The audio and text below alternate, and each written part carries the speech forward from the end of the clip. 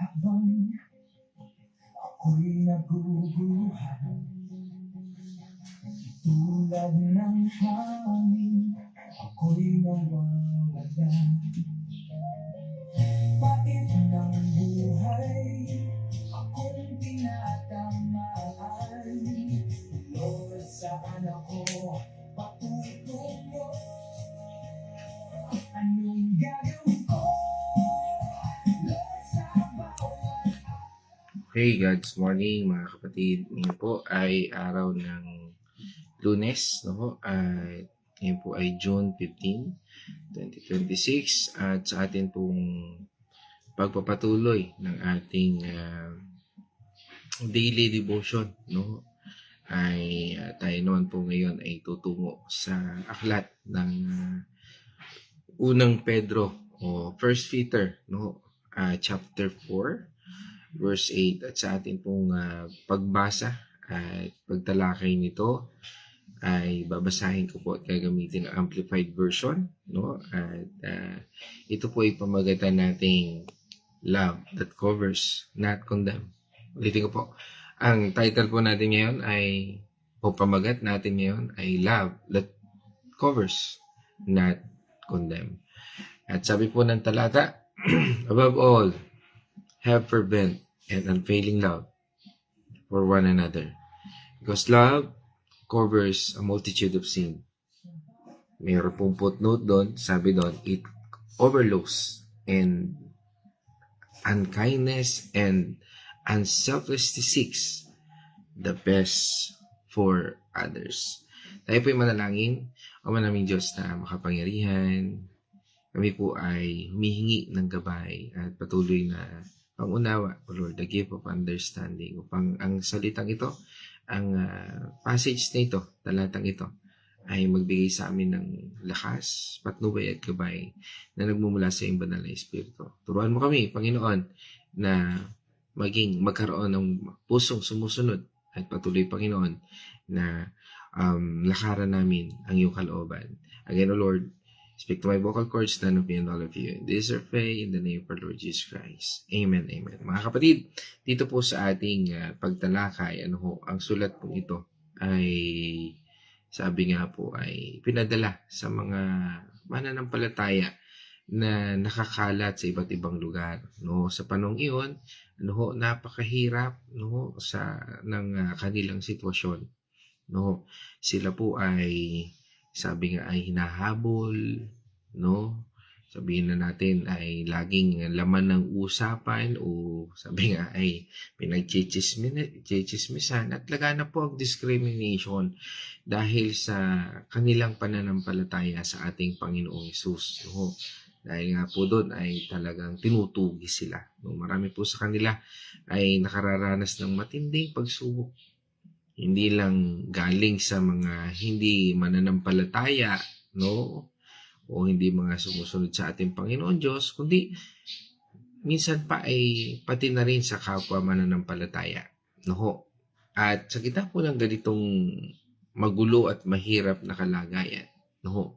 Ibinigay po ni Apostol Pedro ang pinakamahalagang paalala. No? Sabi nga po, hindi po niya sinabing magreklamo kayo. No? Kakaiba po ang ginawa doon. Ano? O sabihin natin, parang, sige, labanan ninyo, mga umakas. Hindi po ang ginawa ni Apostol Pedro. No? Sa halip, sinabi po niya na higit sa lahat, no? Magmahalan kayo ng tapat at walang pagod. Bakit? Yun siguro ang tanong, bakit, no? Na doon sa background, talagang pinahihirapan na, inaalipusta na, no? At nandun yung discrimination, no? Pero magiging tanong sa tanong na ito, bakit? No?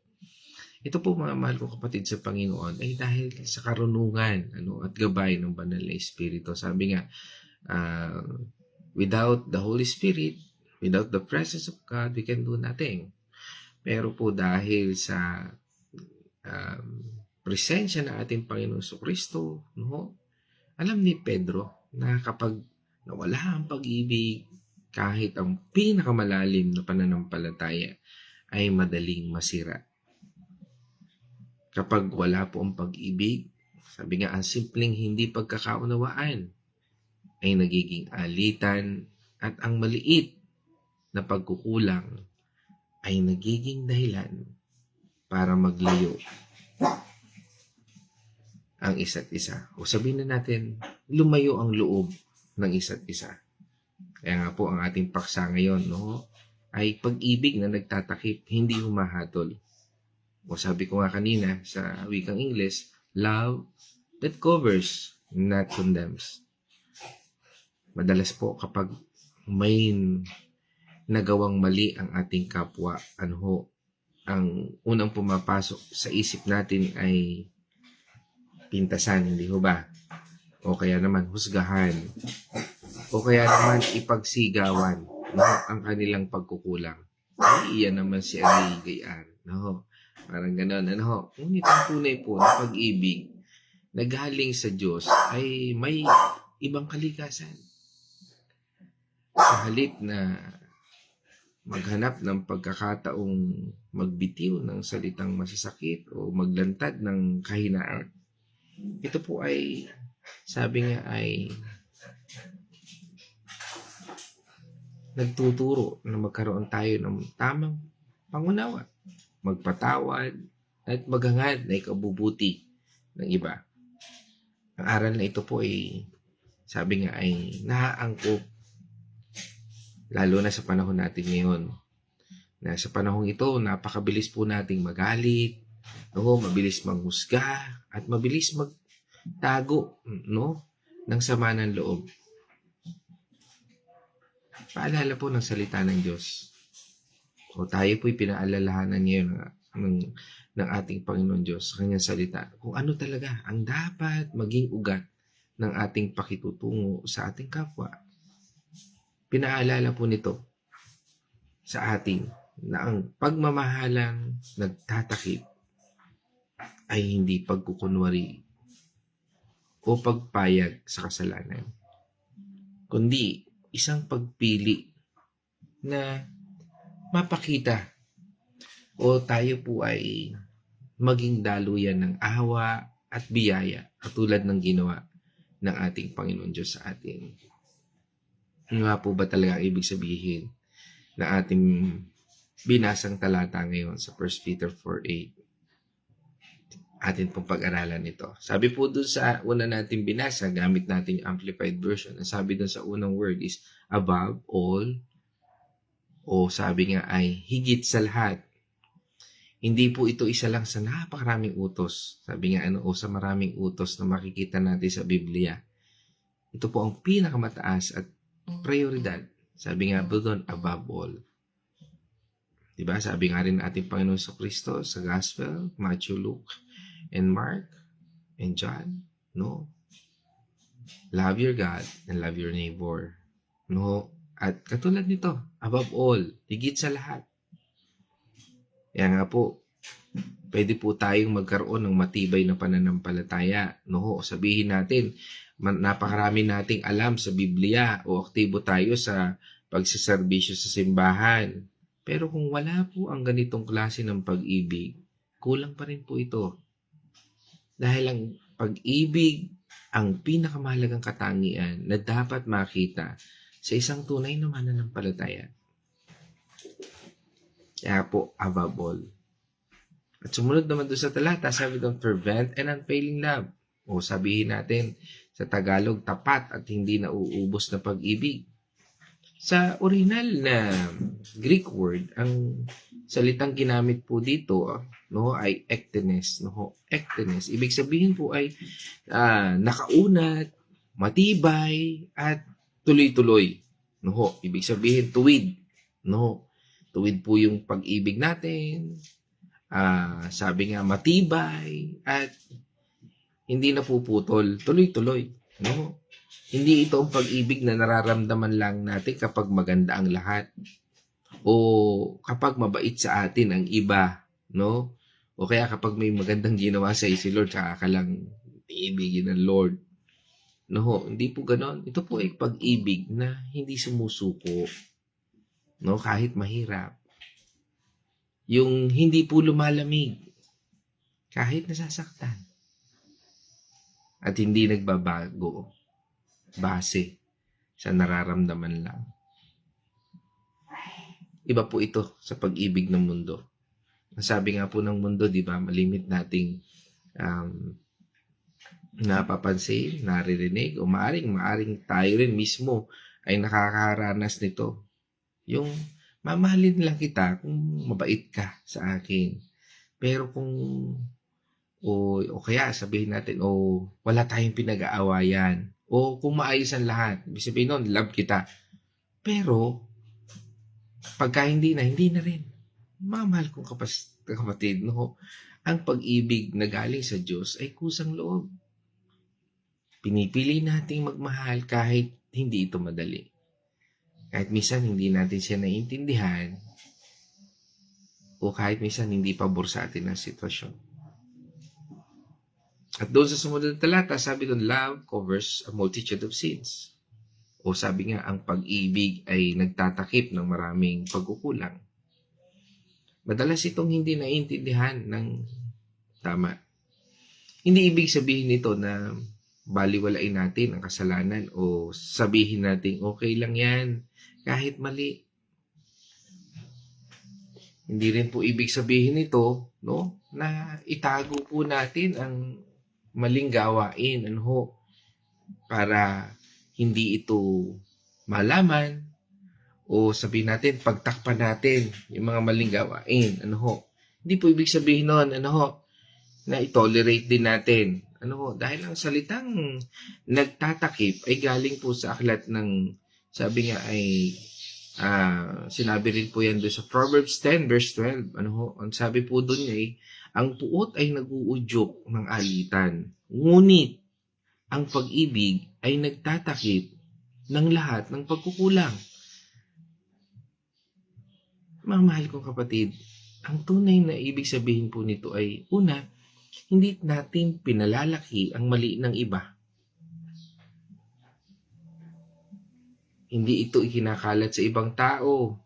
Ibig sabihin po niyan, hindi chinichismis. Hindi ito pinag-uusapan ng masama.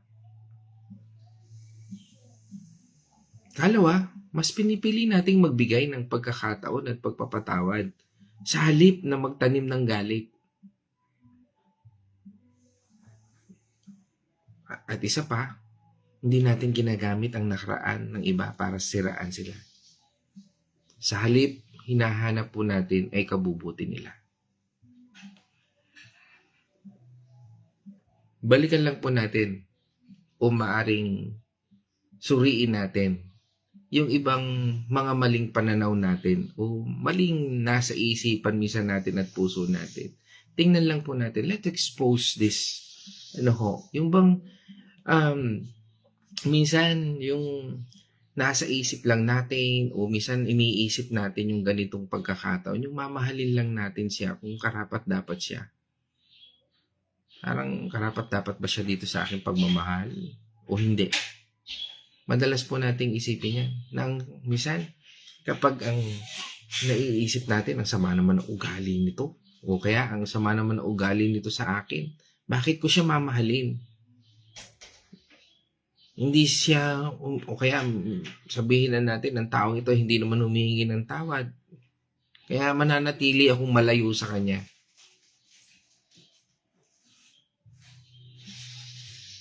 Mga mahal ko kapatid, dyan po ay mali. Ito po ay pag-ibig na may kondisyon.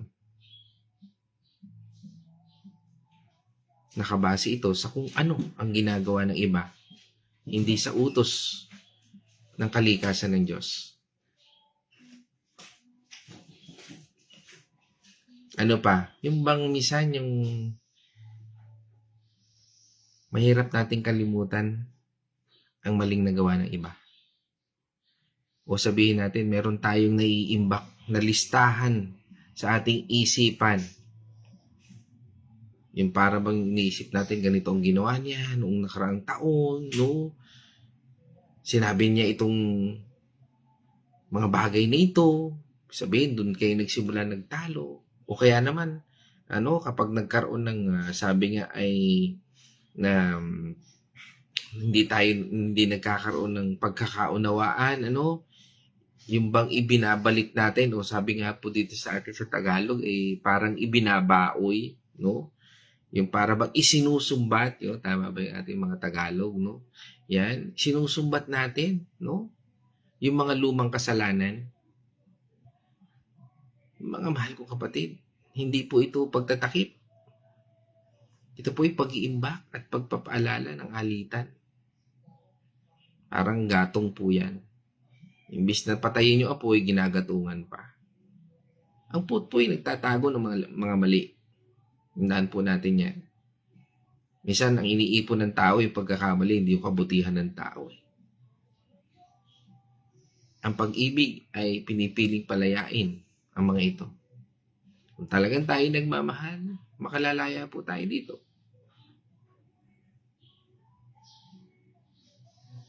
O kaya naman, no?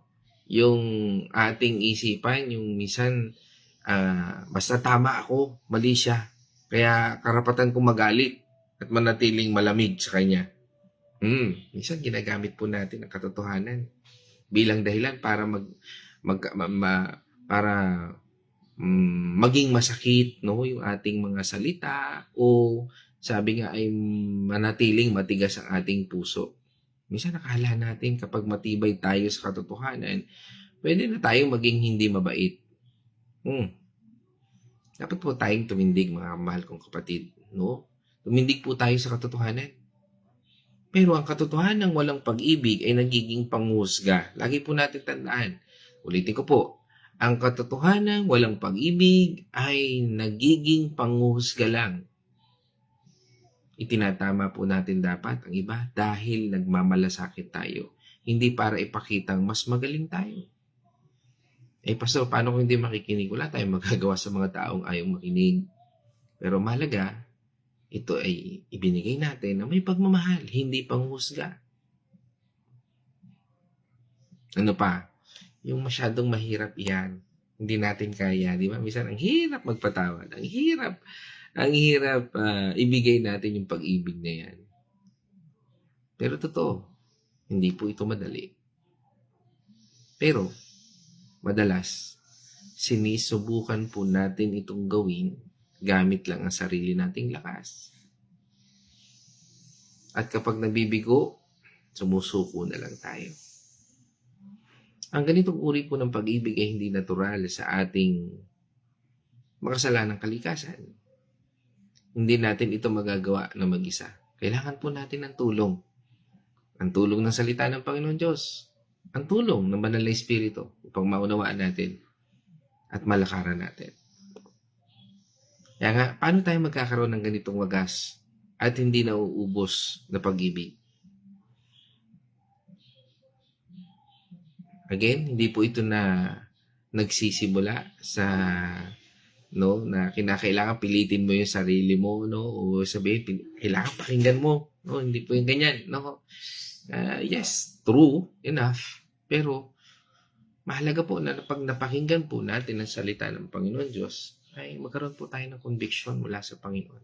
No, ano po yun? Yung conviction na talagang sumunod ng kusa. Dahil ang pag-ibig po na ito ay nagsisimula ito sa pagtanggap. Kailangan tanggapin po muna natin ang pag-ibig ng Diyos. Una, damin po muna natin ang pag-ibig ng Diyos para sa atin. Sinasabi nga sa atin, di ba, sa 1 John 4:19, nagmamahal tayo dahil una tayong minahal ng Diyos. We love before He first loved us. Hindi po natin may bibigay ang wala sa atin. Sabi nga, yung kasabihan ng malimit natin, we cannot give what we don't have. Hindi po natin kayang ibigay ang mga bagay na wala sa atin. Kapag lubos nating naunawaan na tinakpan tayo ng Diyos, that God covers us, ang napakarami nating pagkukulang ay tinakpan sa pamamagitan nito. Ano po yan? Ng dugo ng ating Panginoong Hesus. Yan po ang tunay na nagtakip sa atin.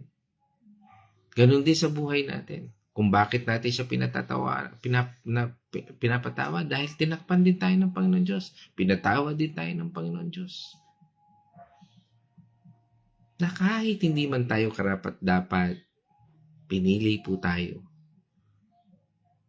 At ang awa sa anumang hatol para sa atin ay inako ng Panginoon Diyos. Doon lang po natin magagawang ibahagi ang parehong biyaya sa ibang tao. Kapag naalala natin kung gaano kalaki ang pinatawad ng Panginoon Diyos sa ating buhay mismo, mawawala na po ang sinasabi nating sobra naman ang ginawa niya, hindi ko siya mapapatawad. Siguro hindi na natin masasabi yan. Dahil alam din natin na tayo minsan ay sobra din, pero pinatawad tayo ng Panginoon. Ikalawa, hayaan po natin ang banal na Espiritu na magbago ng ating mga puso. Dahil ang ganitong pag-ibig po ay bunga ng banal na Espiritu. Hindi ito gawa ng sariling lakas. Galatians 5 verse 22.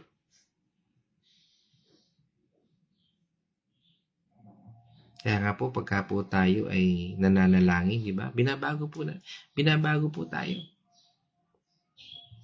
Kasi di ba, nananalangin tayo, Panginoon. Wala kaming ganitong pag-ibig sa aming sarili. Banal na Espiritu, palambutin mo po ang aming mga puso. Alisin mo ang sama ng loob at hinanakit. Tulungan mo kaming makita ang aming kapwa kung paano mo sila tinitingnan. Hindi sa ating paningin, kundi sa kanyang paningin. Panalangin natin yon sa ating buhay. Sigurado mababago ang buhay natin.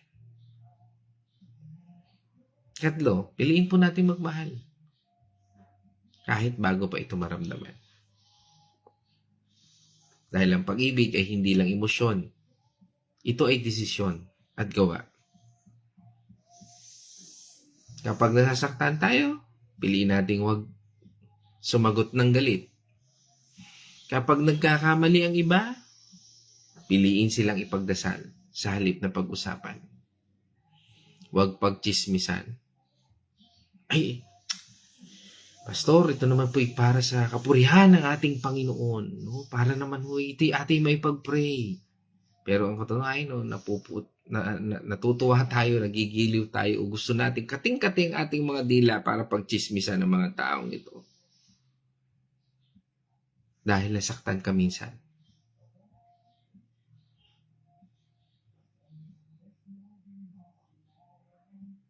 Lahat tayo ay hindi exempted sa pagkakamali. Lahat tayo pwede magkamali. We're not perfect.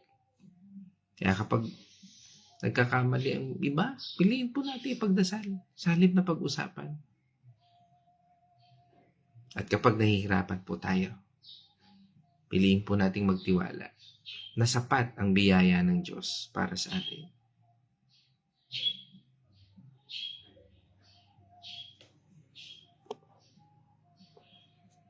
Practical application po sa ating buhay.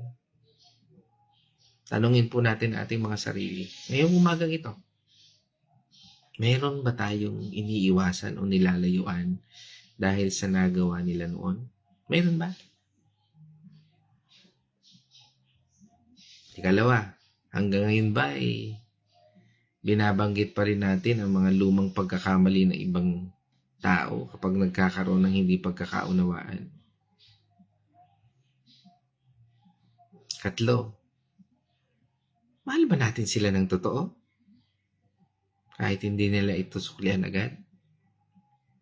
O kinakailangan pag minahal ka, may kapalit? Mga kapatid, hamon po yan para sa araw na ito. Kung mayroon kang kinikimkim na sama ng loob, manalangin lang. Manalangin lang po tayo. Manalangin ka. Minsan sabihin natin itong panalangin ganito, Panginoon, salamat dahil pinatawad mo ako. Pinatawad mo ako ng lubusan. Ngayong araw na ito sa tulong mo, pinipili po naming bitawan ang anumang sakit. na aming kinikimkim. Pinipili naming takpan ang mga pagkakamali ng iba sa pag-ibig o sa pamamagitan ng pag-ibig. Hindi dahil madali lang, kundi dahil una mo kaming minahal. Baguhin mo ang aming pananaw at tulungan mo kaming hangarin ang ikabubuti ng lahat.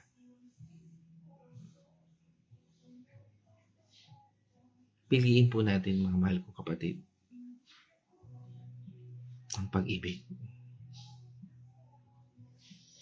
Tandaan po natin, sa akin pong pagtatapos, ang tunay na tanda ng pagiging mananampalataya ay hindi lang kung gaano karami ang alam natin sa Biblia, kundi kung paano tayo magmahal. Kapag nagmahal tayo ayon sa utos ng Diyos, makikita sa atin ang kanyang katangian. Ang Diyos na nagpapatawad, nagbabalik loob at nagtatakip ng mga kasalanan sa pamamagitan ng kanyang awa. Purihin po ang ating Panginoon Diyos, mga mahal kong kapatid sa Panginoon. Nawa tayo po'y napagpala ng atin pong devotion, na sa atin po ay, sabi nga, ay magbigay ng lakas, at sabi nga po, ang ating topic ngayon, mula po dito sa ating tinalakay, sa 1 Peter 4:8, na pinamagatan nating love that covers, not condemn. Okay, so tayo ngayon po ay tutungo sa ating mga kapatid via online. At sa ngalan po ng aking partner na ngayon ay hindi pa natin nakakasama dahil nahihirapan pa po siyang umupo ng matagal. Ay yan, aking pong wife na nagre-recover pa rin. Salamat sa mga prayers po ninyo, mga mahal kong kapatid sa Panginoon. At 2 linggo na ho siyang nakakasamba. Purihin ng Diyos. At salamat po. At ngayon po, tayo po man ay dadako sa ating mga kapatid na nakasama natin ngayong umagang ito. Let's acknowledge them. Yan, kasama po natin, kauna-unahan pong nagbukas siguro, ewan ko lang, kung ganun po ba pagkakasunod-sunod dito ni Facebook, pero nakita ko rin naman, una ko nakita ito. Si Kuya Chris Artillaga, sa Bulacan Chao, aming Kuya Chris, siyempre pagbati na rin natin dyan sa lahat ng mga kapatid natin dyan sa Bulacan Chao. Siyempre, ang kanyang may bahay, si Nanay Marta, na aming worship leader kahapon, Yan, purihin ng Diyos. At syempre, pagbati na rin natin dyan kay Naigori, na siyang nangangasiwa sa ating church dyan, naglilinis, kasama si Nay Marta. Yan. At pagbati na rin natin kay Nailina, kay Yasel, kay Inigo, Yan, isang mapagpalang umaga dyan sa Bulacan, Chaong, At yan, sinundan po yan ang ating kapatid na nawa ay mabuti na ang pakiramdam, at dahil masama daw po yung panlasa. Ano kaya panlasa yun? Maasim, mapait. Pero biro lang po. Pagaling po kayo, Nay Winnie, at na-miss namin kayo, Yan, ganun si Nailina at saka sila Yasel, wala kahapon, Pero ganun pa man, Yan si Laiana, yan, okay? Isang mapagpalang umaga po. Yan, diyan sa Villa Escudero, at pagbati na rin natin diyan kila Ate Lisel Dalangin, At ngayon kasama rin po natin, at lagi rin natin kasama muli, Yan, ang Susena Tanyo family. Siyempre, pagbati natin diyan sa ating mga kumpare-kumare, yan, ating mga matatalik na kaibigan diyan, Yan, si Brother Arthur at si Kumaring Carmelen, Yan, isang mapagpalang umaga po, At syempre, pagbati rin natin dyan sa kanilang mga anak na lagi din nakikinig yan, kay Julene at kay Pao. Yan. At pagbati rin natin sa ating inaanak dyan, kay Tyron at kay Janessa. At belated happy birthday, kay PB. Yan. Diyan sa Carmelite Road. Yan. At Kasama rin po natin from Tomas. Yan. From Dolores, Quezon, yan. Again, kasama po natin si Tatay Victor at syempre pagbati na rin natin kay TC Dalangin. No? At ngayon, kasama rin po natin from Lumban, Laguna. Yan, kasama po natin si Wilma Mandigma. Yan, muli nakasama natin. Ano? At yan, nabanggit ko na rin aking asawa. Yan, nandito rin po via online. Yan, at kasama rin po natin muli, no, ating kapatid naman from Barangay Santo Niño. Kasama po natin si Nay Josephine Maranan, isang mapagpalang umaga po. Yan, at kasama rin natin si Armand James Alejandro. Yan, sa Lumban, Laguna. No? Di ba may pasok na ngayon? Yan. Ayan, baka maaga pa, no? Okay. At ngayon, yan, tungo naman tayo from Osami City. Kasama po natin si Dr. Julia C. Yan, isang mapagpalang umaga po. At yan, pagbati natin sa C family dyan sa Osamis. Yan, kasama sa pangunguna po ni Dr. Julia. No?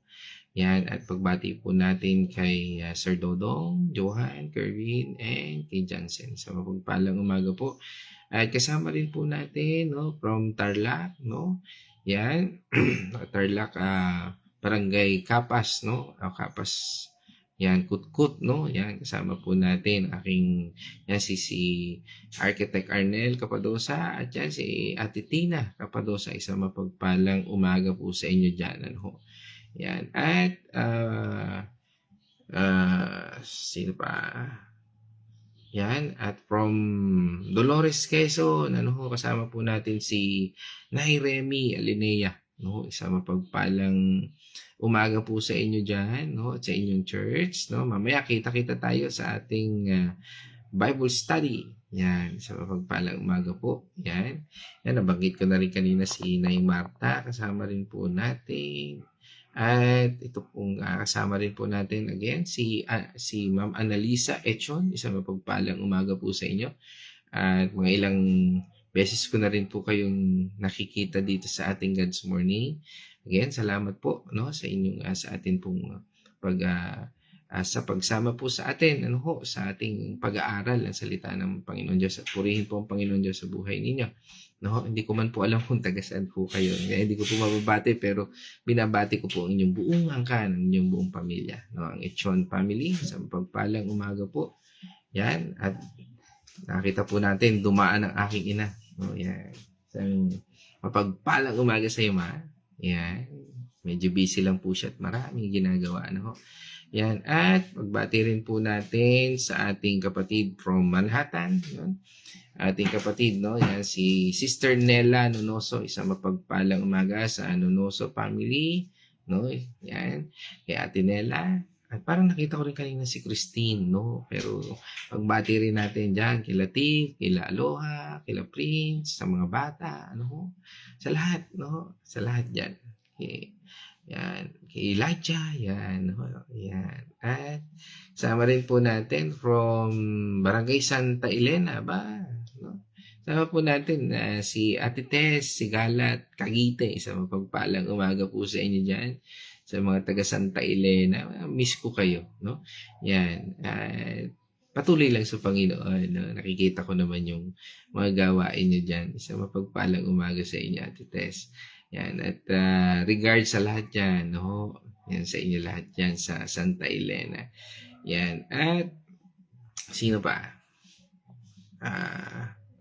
Mark Ace de Roma, si Ace, kasama natin, no? Isang mapagpalang umaga sa iyo, Ace, yan, isang kagalakan, makita ka dito, yan, isang God bless sa iyo at sa buong family, at sa inyo dyan sa Dolores, no, Quezon, sa San Cristobal pala, pasensya na Ace, no, yan, dyan sa San Cristobal, no, na mapagpalang umaga sa inyo dyan. Yun, ito nga, nakita ko nga, tama, si Christine Nonoso, yan, Tin, at sa iyong buong pamilya, sa iyong anak, asawa, sa mapagpalang umaga sa inyo, no, yan, at kasama rin natin from Dubai, no, Yan, si Maria Bunalos, isang mapagpalang umaga sa inyo po. Yan, dyan lahat sa inyo sa Dubai. No? At from USA naman, kasama po natin ang Dow family. Yan, pagbati natin kay Nurse Abigail. Yan. At syempre dyan sa inyong pamilya, especially kay Mamang, still recovering, tama? Yan, patuloy na bigyan ng kalakasan ng ating Panginoon. No? At from Liliw, Laguna, kasama po natin no? Si Nay Edna Rosena. Sa mapagpalang umaga po dyan no? Sa ating mga kapatid dyan sa Liliw, Laguna. Yan. Regards sa inyong lahat. Opo, yan. At kasama rin natin muli si Sister Alma Tatel, no? Isang mapagpalang umaga dyan sa Pila, Laguna, no? Dyan sa Tayloric, yan, sa pangungunan nila Pastor Eds Rona. Yan, isang mapagpalang umaga sa inyo dyan sa Pila, Laguna. Yan. At that's all. Okay. I think lahat po ay nabati ko na. No, nawa ay patuloy po tayong bigyan ng lakas, patnubay at gabay ng ating Panginoon, no? At sa ating tinalakay, nawa ay magsilbi itong lakas at patnubay sa ating lahat sa pagtungo natin sa pagharap natin no sa ating mga kaharapin no sa araw na ito at sa mga susunod pa. Yan po tayo magtatapos mga mahal kong kapatid sa Panginoon at nawa no sa ating po pagtatapos again tayo po ay magpasalamat, sumamba at magpuri sa ating Panginoon. Tayo po ay manalangin. Ama naming Diyos na makapangyarihan, salamat po Panginoon. Sa oras at araw na ito kami po ay napagpala ng iyong salita at pinakita mo kung paano, Panginoon, nagtatakip ang pag-ibig sa lahat ng pagkakamali. Lord, tinuturuan mo kami, Panginoon, na sumamba sa espiritu ng katotohanan na nagmumula sa iyo upang tingnan amin ang mga bagay na isang paraan na sa iyo nagmumula. Your will, O Lord, not our will, O Lord. Nakasakatulad kung paano mo pinagkalooban ng banal na espiritu ng pagkaunawa si Apostol Pedro. Ngayon din, Panginoon, hinihiling po namin ang pangunawang ito ay magsilbing paalala rin po sa amin. That above all, O Lord, we need to love each other. Kaya Panginoon, sa lahat ng ito, sa iyong patuloy at patnubay, gabay, O Lord, kami po'y nagpapasalamat. At sa bawat isa na narito ngayon, Panginoon, na nakararanas ng karamdaman, pagkabigo, o ano pa mang bagay sa buhay nila. Lord, naniniwala po kami na ikaw ang Diyos na maghihilom, ikaw ang Diyos na magpo-provide, at ikaw ang Diyos na siyang kasama namin at patnubay namin sa lahat ng dako ng buhay namin. Kaya salamat po, Panginoon, sa mga oras na ito.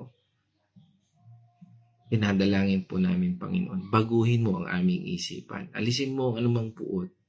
Alisin mo, Panginoon, ang anumang pasakit sa buhay namin. At palitan mo, Panginoon, ng pag-ibig na nagmumula sa iyo.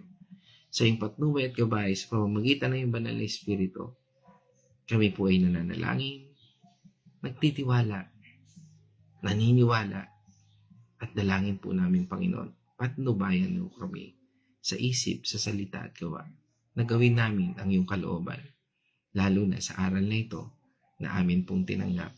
Huwag mo pong hayaang mawala ito sa amin, malimutan namin, o maiisang tabi namin. But bagkus, Panginoon, magsilbi itong lakas, O Lord, at magsilbi itong gabay namin sa lahat ng aming gagawin, iisipin, at sasabihin sa araw na ito at sa mga susunod pa. Again, O God, we thank you and we praise you. In this I pray, in the name of our Lord Jesus Christ. Amen, amen. Mga kapatid, let us shout the shout of victory. Christ has died. Christ has risen. Christ will come again. And together, we are for Christ. Again, God's morning, everyone.